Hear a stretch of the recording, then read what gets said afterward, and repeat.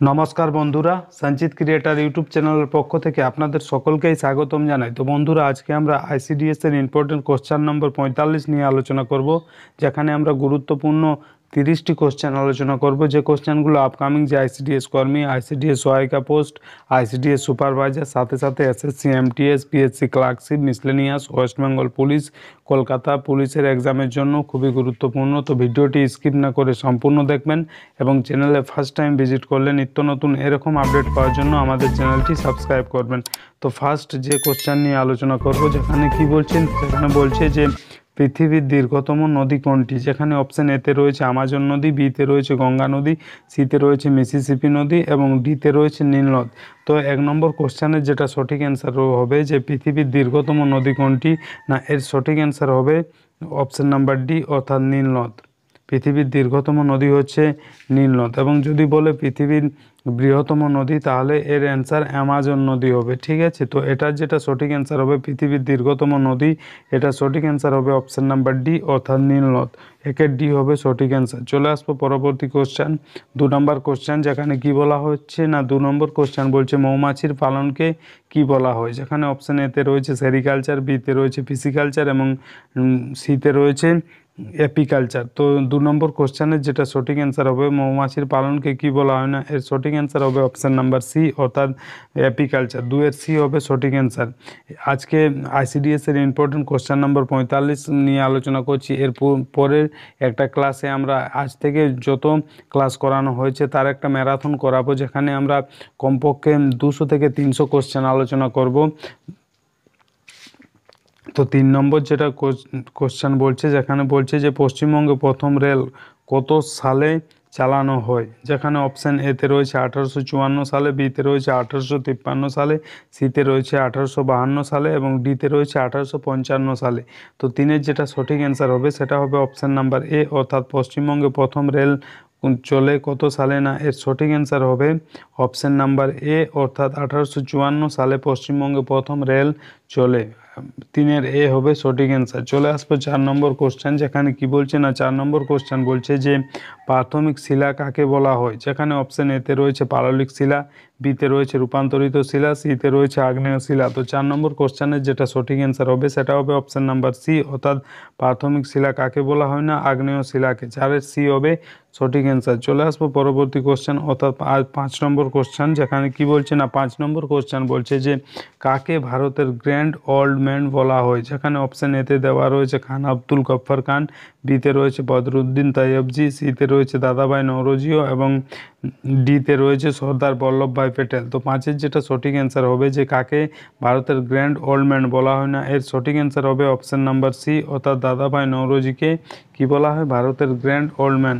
5-এর C হবে সঠিক answer. চলে আসবো 6 নম্বর কোশ্চেন, যেখানে কি বলছে, না 6 নম্বর কোশ্চেন বলছে যে আগ্রা শহরকে নির্মাণ করেছিলেন?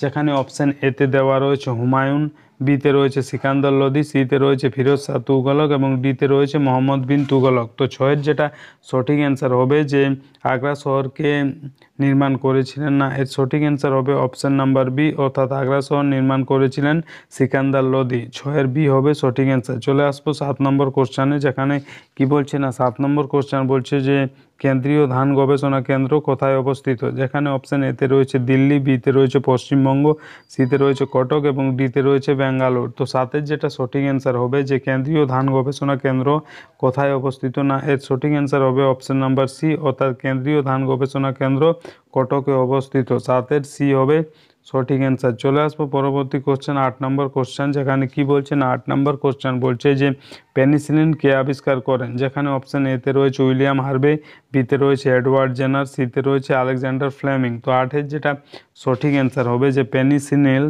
পেনিসিলিন কে আবিষ্কার করেছিলেন, না এর সঠিক অ্যান্সার হবে অপশান নাম্বার সি, অর্থাৎ পেনিসিলিন আবিষ্কার করেছিলেন আলেকজান্ডার ফ্লেমিং।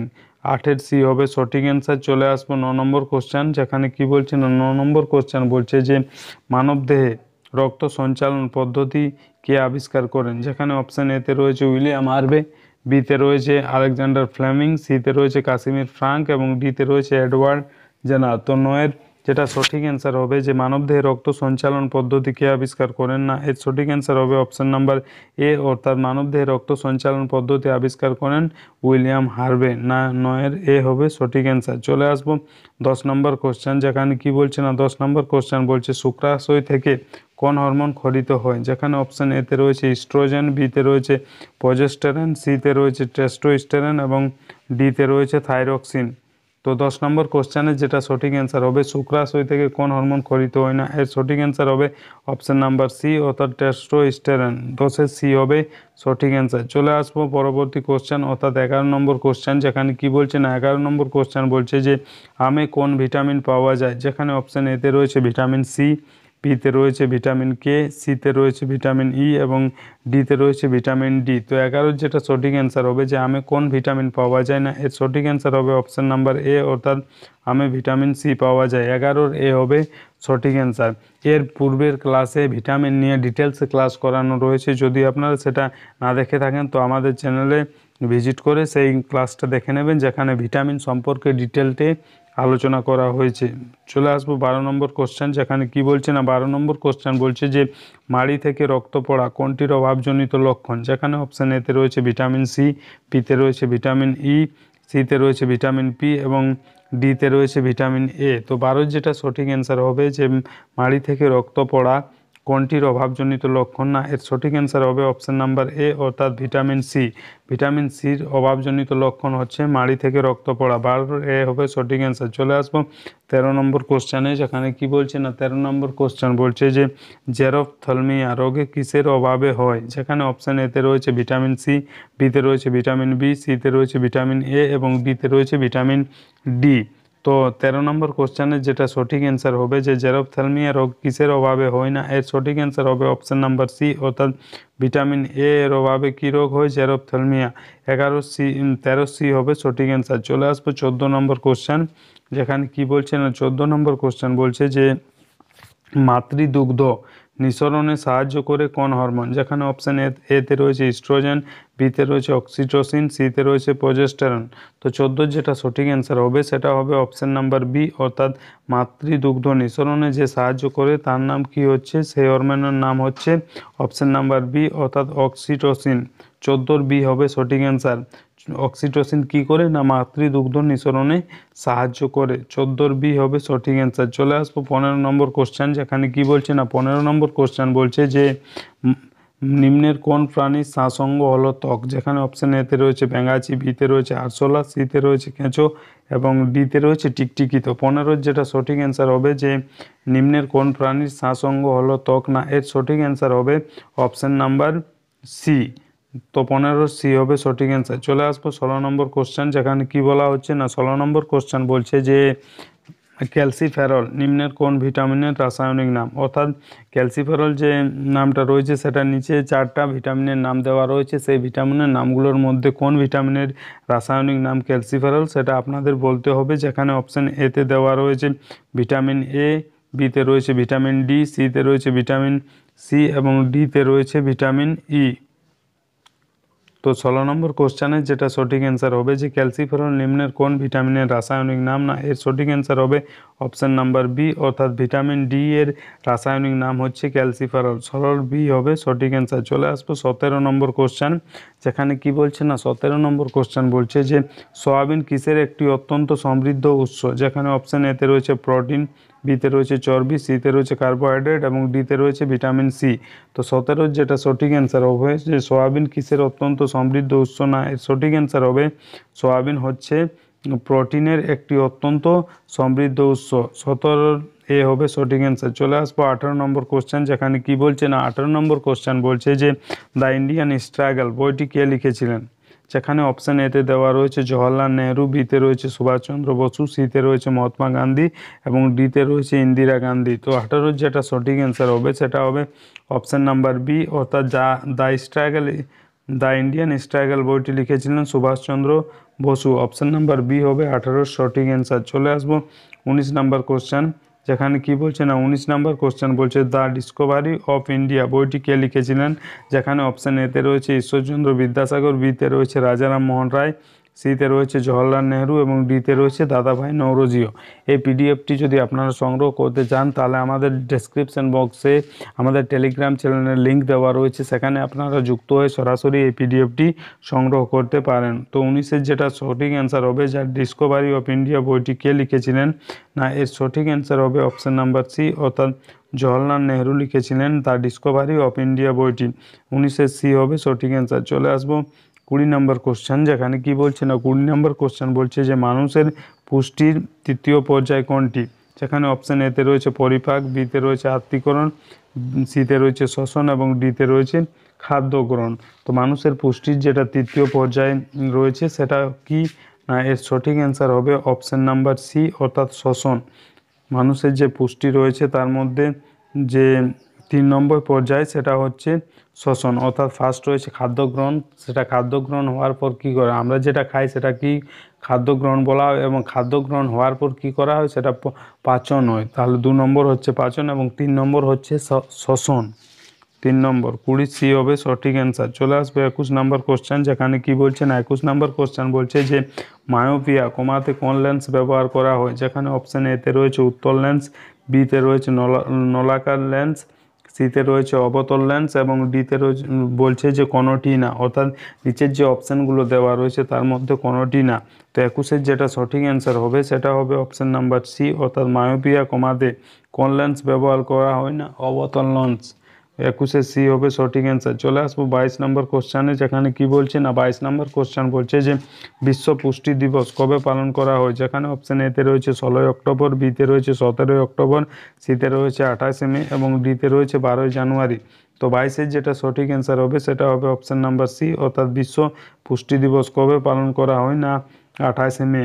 22-এর সি হবে সঠিক অ্যান্সার। চলে আসবো 23 নম্বর কোশ্চেন, যেখানে কি বলছে না 23 নম্বর কোশ্চেন বলছে যে ভারতের প্রথম আইএএস অফিসার কে ছিলেন, যেখানে অপশান এতে রয়েছে প্রতিভা প্যাটেল, বিতে রয়েছে পদ্মজা নাইডু, সিতে রয়েছে কিরণ বেদি এবং ডিতে রয়েছে আন্না রাজম মালহোত্রা। তো 23-এর যেটা সঠিক অ্যান্সার হবে যে ভারতের প্রথম আইএএস অফিসার কে ছিলেন, না এর সঠিক অ্যান্সার হবে অপশান নাম্বার সি, অর্থাৎ কিরণ বেদি।